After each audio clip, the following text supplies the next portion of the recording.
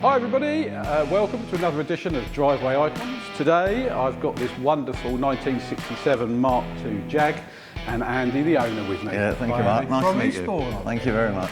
So we're going to get inside and have a chat about what we find, all about why Andy owns this wonderful Jag.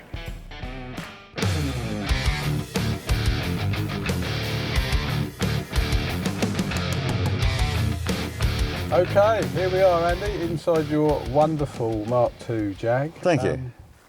Tell me a little bit about why you own it. Wow, when me and my wife Janet were aged 21, we had a green Daimler Jag. Did you?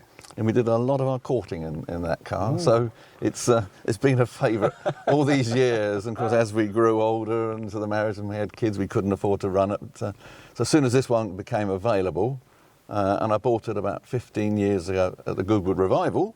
Once I'd negotiated a price, I then had to tell Janet. I've got our courting car back. Yes. So you had the Daimler though. That was like the Daimler V8. Yeah. Yes, because that was a thing, wasn't it? I learned about that as obviously this is a little bit before my time, but I do have a family member of my uncle who runs Real Car Co. And he's a global trader of these things. So I've grown up with this sort of stuff. Yeah. He bought one and told me some stuff, but I found out that the V8 never found its way into the Mark II, did it? I believe. No, it was a Daimler V8, and it wasn't as excitable as a Jaguar. No. So little features of the Jag. I mean, you can't help but be slightly impressed when you look at this.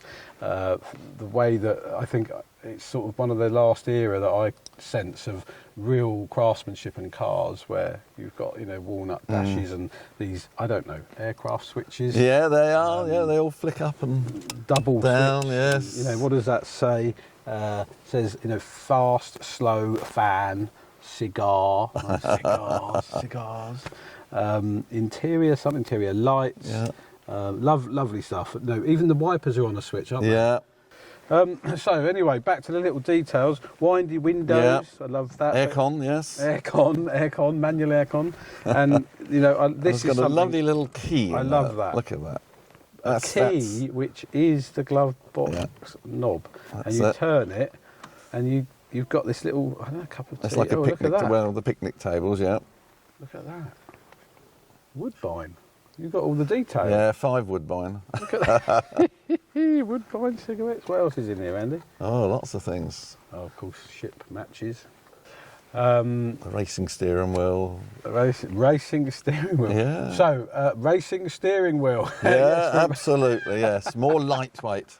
You can't beat a good aluminium and riveted wood steering wheel. You need a racing steering wheel to drive the great big engine that's under the bonnet. So that's it, get out and have a look at underneath the bonnet and see what's under there. Yeah. Thanks very much. Let's see what we got. Great conversation. Ain't got time to take a fast train.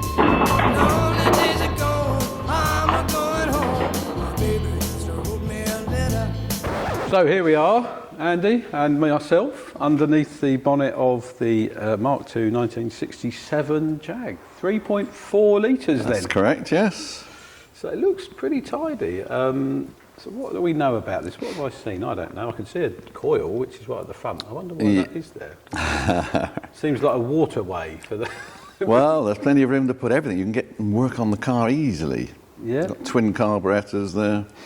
Twin carb, that was a thing. I mean, bearing in mind this is 67. Yeah, twin cam. Twin cam, which I was a bit surprised at when I lifted it. I sort of thought, oh, is that a twin cam? This engine has been around for a long while, back into the 40s and the 50s, and it's a very reliable engine. So yeah, what's going on under there? Look, your exhaust manifolds are looking pretty nifty. It's got a straight through exhaust, like the MGBs. The exhaust just goes straight through and out, so there's no gases trying to find their way around all the different boxes. Straight out. Lovely. And it sounds really nice, doesn't it? We'll have to start it up shortly, but I don't know. It's just very. It looks very workable, for someone who's a bit old school mechanic like me. You can do anything on it. I feel like I could do some stuff on it. Yeah. Something I don't know if the camera can see this, but we'll get it in a minute. There's what looks like scratches on the windscreen from Yep. where I am. Andy, what's that all about? Well, in those days, if you used the car 12 months of the year, you've got some really cold winters in the UK, as you well know, and they were never very good. The heaters were never that good. They had a twin-speed fan, Yeah. but there would be a lot of mist on the inside of the windscreen. Yeah. And ladies who had diamond rings would, before the husband could say don't, she would go like this.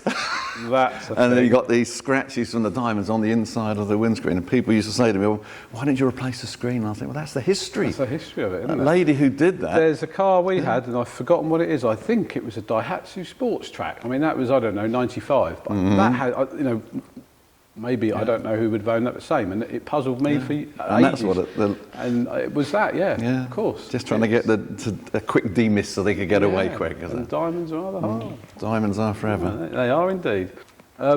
So, all this talk about this lovely engine, maybe you'd give her a little fire up for us, would you? Let's Yes. have a listen. Yeah, okay. Thanks, Andy. Exciting.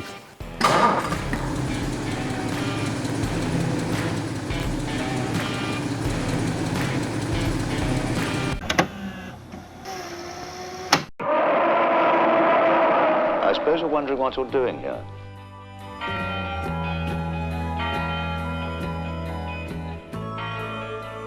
It had crossed my mind. Okay, so we're just going to do a bit of a walk round the outside of this beauty. So, Andy, just give us a little bit of a pointers. What things do you think we should be showing the viewers? Well, you mustn't forget the rear quarter lights here. They're quite important for fresh air for the people Yeah. in the back seat. What else have we got? You've got the little red indicators here, so when you're sat in the driver's seat, Yes. you can tell if the light's working all right, Yep. because it will show up through the red How indicator. cool is that? Lovely aerial. Is that that can't be electric, I assume? No, definitely manual. We've got the old stadium mirrors there. Yeah. And right in the centre, we've got the fresh air intake. If you look along the line of this chrome strip, Yeah. that is one piece.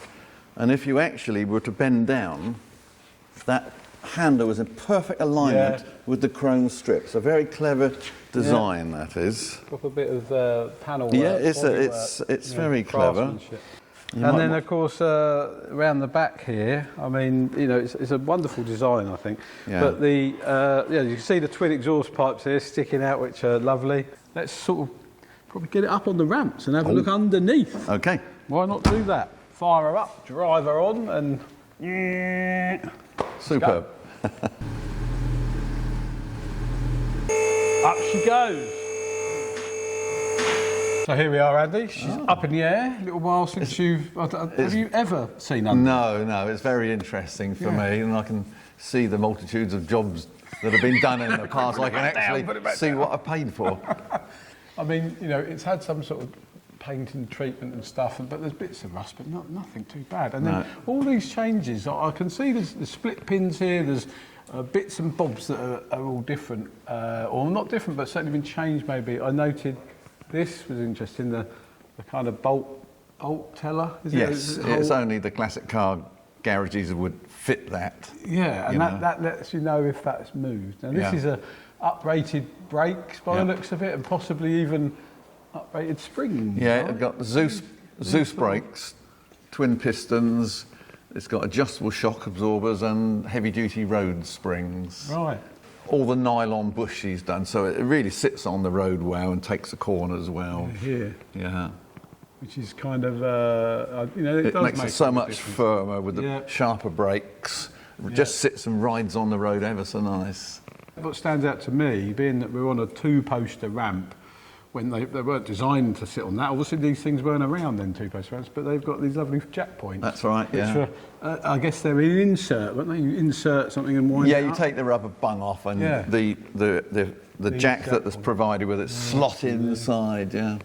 Straight pipes we've mentioned Yeah, a few times, haven't we? that's it, And, yeah. and that is a real. It's a bonus because it takes the gassy straight out. Straight None out. of this going around the car like a zigzag. Yeah, so easier to generate Yeah. power from.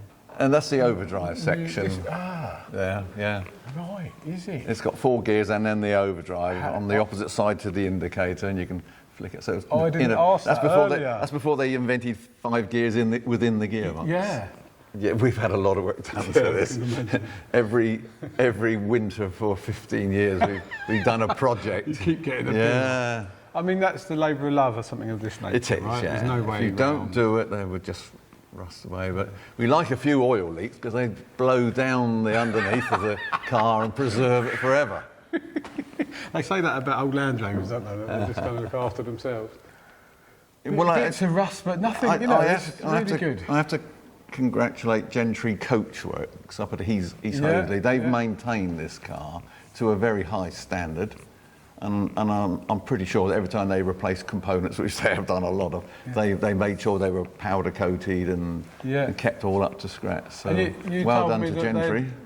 Gentry, you told me they did put a bit of Lanoguard on last time. Yeah, last service they spotted some rust spots without me asking. They always had permission to do whatever was needed. Yeah. And they sprayed certain parts with the Lanoguard. Yeah, I love it, which is great for me.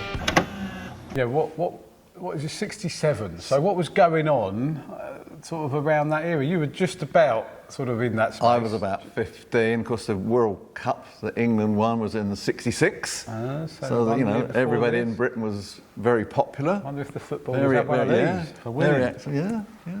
The era of so there was the era of that, and then there was the era of bank managers' cars like this being made. That's right, yeah. Quite a thing, isn't it? And I do remember seeing these particular models driving past, and I did get rather envious. And what else, music was around? I don't know. Well, it would have been the Beatles, wouldn't it? The Stones, just about the Who. It's quite interesting to lay that stuff onto a car.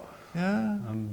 And we've been to many retro fairs with this car. Yeah. And we also used to tow a retro caravan with it. We used to have a tow bar fitted to this, and we would go to yes, and we would go to the festivals with the caravan. We'd lovely. Park up, and we did a lot of, and we still do a lot of fancy dress from the 60s. In your miniskirt? In my miniskirt, yeah. And up in the loft, we've got a couple of cases full of gear to wear. Yeah. Brilliant. And so, obviously, the Jag is yours, but you know, what else have you had? I know that you said you had MGs, but what have you? Well, I started off with Lambrettas, and I still got Lambrettas today. Is that because you can't afford cars at that time? Well, you just need to put your money somewhere, don't you? And then my first car was a minivan with windows in. And that's the one I took to the Isle of Wight Pop Festival in 1970 with my single mattress in the back to be able to sleep. So that was the Freshwater Isle of Wight Pop Festival. And that was a good car. I don't quite know to this day why I got rid of it, because it was a superb car.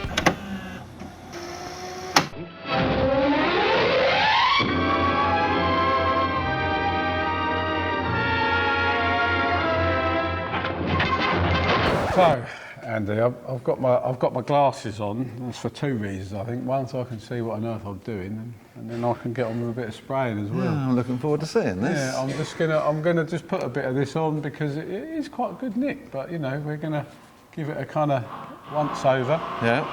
And we'll have a look. I believe the rear was already done with a bit of Lanoguard from. Yes, Jensen, it does look like it. We can point that out later, can't we? Anyway, we'll get this little baby working. Well, there we are. Like that noise. I'm going to get that all coated over. Nice and easy. It's very easy to spray, isn't it? It's lovely. I love it. It's quite I don't know. It's good. Therapeutic, I reckon. Yeah. Of course, we've got the brake pipes there. Yeah. That's the stuff that, this is great for Lanoguard, where you can just spray absolutely everything. Whether it's, brass, bronze, copper, underbody, electrics, whatever. Well, there we are. Very quick, isn't it? Gearbox. Yeah, do you want to have a go? Oh, I'd love to. Go on. Basically, yeah, if you can see it, spray it. It's quite pleasing because you sort of think, oh, I'm doing something. It's, I quite like it. Yeah, so we can get right up in there.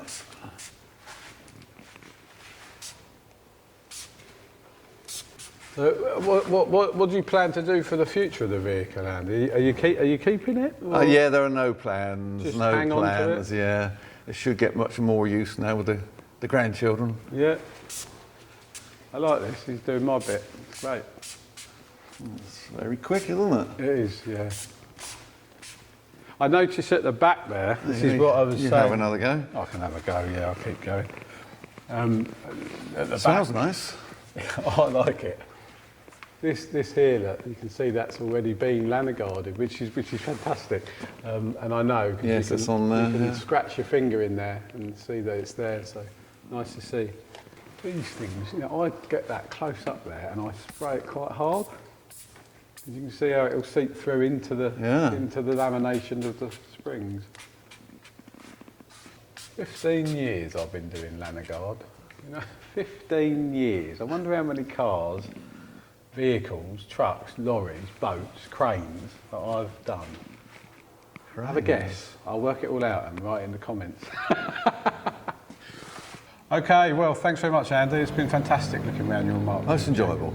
So, if you like what we've done here, if you've enjoyed this show, don't forget we've also done the MR2, Toyota MR2 on a 1989 plate, I think, and we did the Volvo 245 on a 93, and the Golf GTI, which was an 83. So they're all episodes you can find links to on the screen. And if you want to get involved, let us know, and thanks for watching. Cheers. Superb.